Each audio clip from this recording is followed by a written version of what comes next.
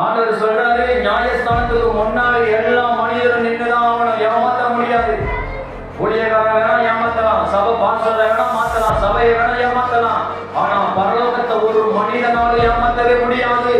தப்பு கணக்கு போட்டுக்கிட்டு சொத்தனம் ஆரம்பிக்க நாம எப்படியும் பரலோகம் போயிடுவோம், எப்படியும் பரலோகம் ஆண்டவர் சேர்த்துவாருன்னு சொல்லி கனவு காண. ஆமென். தேவனுடைய வருகையில நிற்கும் போது நான் உண்மை உத்தமன் சொல்லி நிற்க முடியாது. அவன் அவனுடைய கிரிகளுக்கு தக்கதான பலன் என்னோடு கூட வருகிறது என்று வேதம் சொல்லுகிறது. ஆமென்.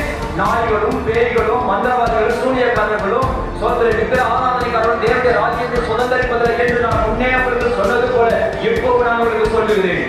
ஆமென். அல்லேலூயா.